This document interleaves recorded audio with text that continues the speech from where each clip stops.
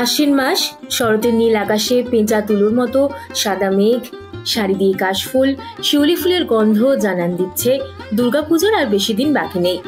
বাঙালির সব থেকে বড় উৎসব, 5 দিনের পুজো। এখন তো আবার মহালয়া থেকেই প্যান্ডেল হোপিং শুরু হয়ে যায়। এই একটা পুজোকে কেন্দ্র করে কত প্ল্যান।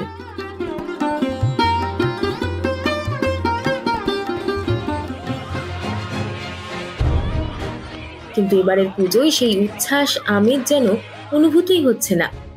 আরজি করে নির্যাতিতা যে এখনো বিচারই পায়নি। বিচার চেয়ে রাত জাগছে কলকাতা।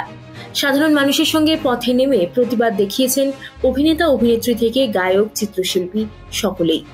একদিকে যেমন তাদের আন্দোলন বজায় রয়েছে, আরেকদিকে কাজও করছেন তারা।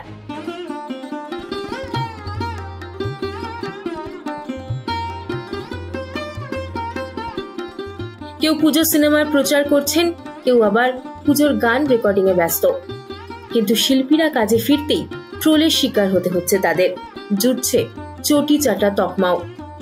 আরজি করের বিচার চেয়ে প্রতিবাদ তো চলবেই, কিন্তু পুজোর সঙ্গে জড়িয়ে বহু মানুষের রুজি রোজগারও।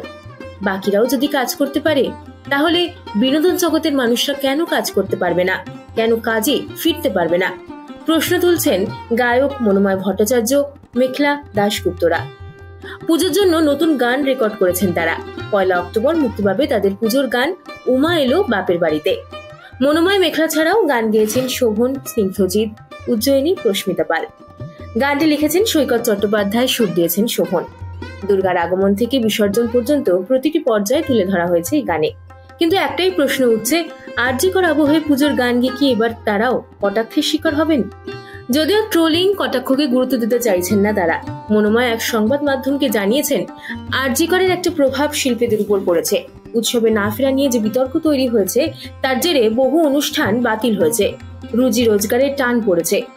মন তো ভীষণই খারাপ, বিচার চাইছেন তারা। কিন্তু মনোময়ের কথায় কাজে তো ফিরতেই হবে।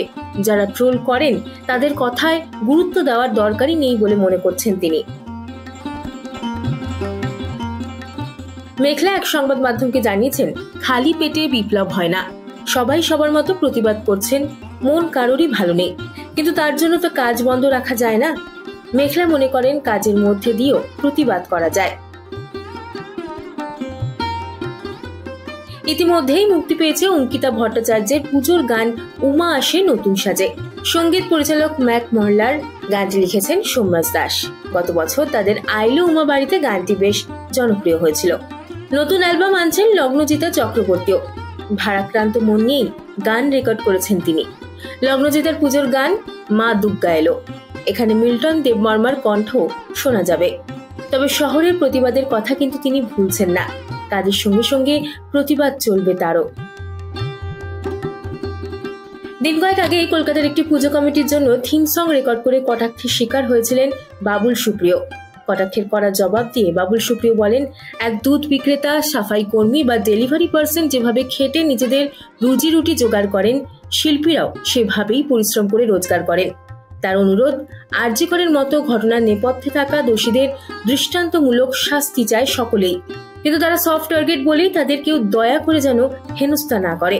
কেউ গান গেয়ে, কেউ অভিনয় করেই আয় করছেন। আরজি কর গানটির প্রতিবাদে প্রথম থেকেই সরব স্বস্তিকা মুখোপাধ্যায়। পাশাপাশি ছবির প্রচারেও সামিল তিনি। এবার পুজোয় মুক্তি পাচ্ছে দেব, রুক্মিণী, স্বস্তিকা অভিনীত ছবি টেক্কা। কিছুদিন আগেই উৎসবে ফিরছি না বলে একটি পোস্টার শেয়ার করেছিলেন স্বস্তিকা।